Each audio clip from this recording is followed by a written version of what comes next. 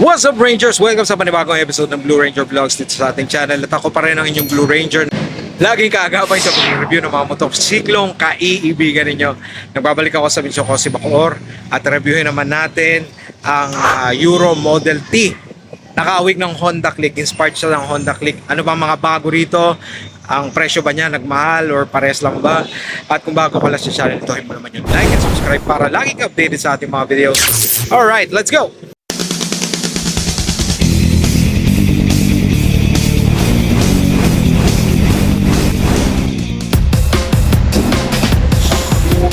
Alright, Rangers, ito ang Euro Motor 150 Model T. Kawig talaga ng inspired talaga ng Honda Click. Hindi naman may tatanggi kasi maraming may gusto ng Honda Click pero hindi naman kayang i-afford yung ganong presyo. At standby kayo kasi i-discuss natin kung magkano ang Euro Motor Model T mamaya. Yoks muna tayo. Okay? Kapag kulay blue talaga, iba datingan sa akin eh. Iba datingan kay Blue Ranger eh. Kapag kulay blue, napakaganda ng unit. Tignan nyo naman. At yung glossy blue niya, royal blue. Diba? Ganda. Tapos may silver. Tapos tingnan nyo ito yung mga ginamit dito. Diba? May silver, may black. Tapos parang, akala mo may alakabok. Hindi. Yan eh, parang pearl. Eh, may glittery effect siya. Right? Wow, talaga. Ganda emblem ng Euro Motor. Euro Motor is made in Taiwan. Okay, so kapag when it comes to scooters, ang Taiwan, magaling po sila gumawa. Nandiyan po yung SIM, nandiyan yung Kimco, at matagal na sila sa market. So, hindi po mahirap humanap din ng pyesa dahil yung mga ganitong unit, marami na pong kahawig yan na pyesa from the Japanese brands. At tingnan natin yung tapalodo na ginamit. Papunta na sa premium eh. Lapit na eh, oh. Alright, so LED lights po yung turn signals niya, left and right turn signals. And daytime running lights niya, ang ganda niya, LED na rin po. And yung headlight niya is the same. Right? LED na po. Tapalodo rito sa baba. Ang ganda kapag kinakatok. Oh. Tapos yung kanyang dual, yung kanyang fork. Yung tinidor niya rito, ang ganda, no? Suspension. At tinan nyo naman yung thread dito. Ang gulo. U1 sync po ang ginamit. Medyo madulas yan pero pwede naman to. Kung hindi ka naman maselan, ingat-ingat lang sa biyahe. 90 by 80 by 14. Of course, this is tubeless. You get the value of your money. Kapag tubeless, syempre low maintenance po yan. Ang disc na ginamit, it could have been better pero it serves its purpose. And dual caliper, wala po siyang brand. Generic brand. Yung horn, sumisilip doon. Wow, ganda, no? Ano talaga, kaya kapag naghahanap kayo ng Honda Click tapos wala kayong masyadong budget, why won't you consider this one? Punta kayo dito sa Mitsukoshi Bacoor Euro 150 kasi 150cc. Ito yung emblem ng Euro Motors, right? Napakaganda, ganda siya. Euro Motors sa gilid. Sa unang tingin ko nga, akala ko ano eh, pag nakaganyan siya, akala mo Aerox, Mio Aerox, pag nakaganyan, di ba?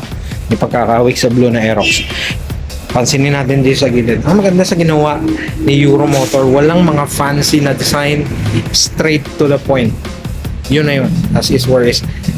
Walang mga decals na masyadong over, alam mo yun, masyadong maraming kulay. The more simpler, the more beautiful. The simpler, the beautiful. Alright? Tama ba yun? Okay. So, yun na nga yun.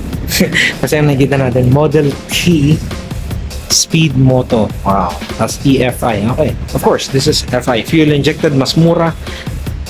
Mas tipid sa gas rather. Yung konsumo mo is mas mura. Alright, mas mababa. Yung flat footboard nyo, tingnan nyo. Yung pagkakawig talaga doon sa Japanese brand. Yung lagyan na ng kanyang battery is nandyan. May hook dito. Alright, and may bulsa rito, may butas, syempre, para pag nabasa eh, doon tumatapon.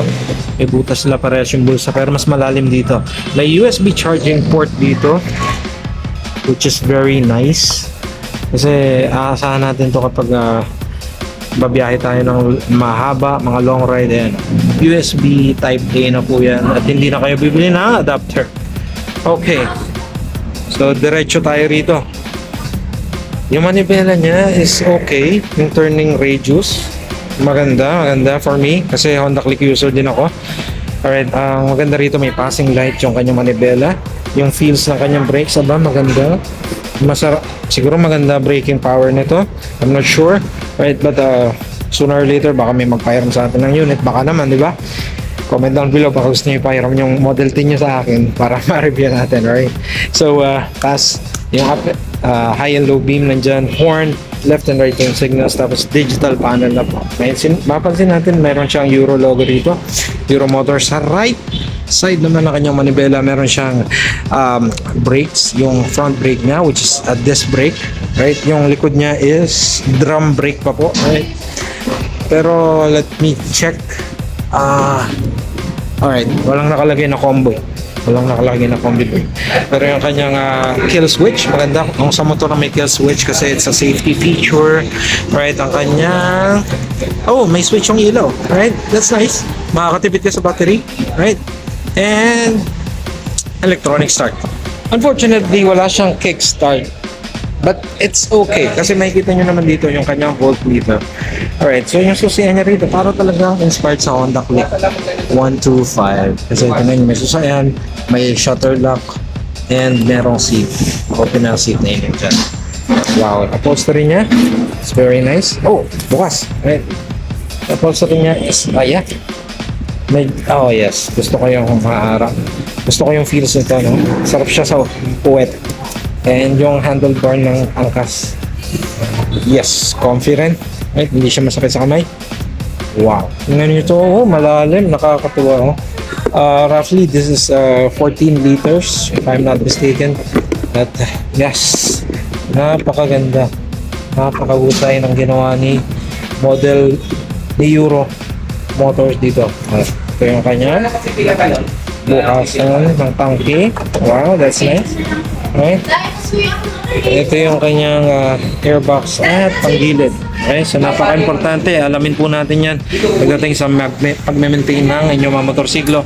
Ito na, wow, very snappy tunog ng tapakan ng angkas. Tapakan ng angkas po yan, hindi po yung tapakan ng rider. Okay, so tingnan natin tong likod. Ito po yung mga ilaw, integrated po. At LED na rin po yung nakikita ko. Ang ganda ng design ng ilaw na to. Medyo makikita nyo, di ba? So yan. Tapos ito naman, lagyan ng plaka, right? At ilaw. So left and right turn signals, LED na rin po. At ingat-ingat lang dito. Baka ito mabali. Pag pinaglaro ng bata, baka sumabit ka dyan. So ingat. Single shock absorber sa likod. Right?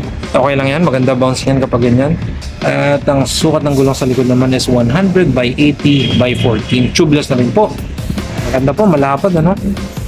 And ito yung drum brake sa likod. And yung ginamit na fender, ginamit na muffler. Wow, hawig talaga ng Honda Click, ano? Right. Of course, ano na rin to? May radiator, so liquid cooled na rin siya. 150cc. Hanggang dito lang yung kanya fender sa likod na yung nabibili ng mga aftermarket. At i-reveal natin yung height ni Kuya Marvin as he rides this motorcycle. Alright, so ang height ni Sir Marvin is 5'6". Tingnan naman natin ang kanyang itsura dito sa Euro Motor Model T. Nakakala mo Honda Click, ayan, no? Flat-footed si Sir, no? Ayan, no? Flat-footed, sa mga 5'6" ang height. Siguro kung medyo mas mababa kayo kay Sir, medyo titing kayo ng konti.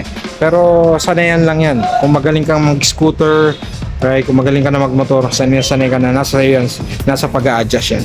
Alright. Alright. So there you have it. Tingnan natin. One more final look, Rangers. Bago natin i-reveal magkano nga ba ang presyo ng Euro Motor Model T 150 this 2024. Okay. So, dito po ang cash price nila is 77,900. So, gusto mo installment, ipika ng 5,000. For 6 months, 14,704. 12 months, 8,071. Sa 18 months, 5,860. At sa 24 months, 4,755. Sa 30 months, 4,091 pesos. 36 months, 3,600. And 49 pesos. Rebated siya ng 300 for every advance or up-to-date transaction.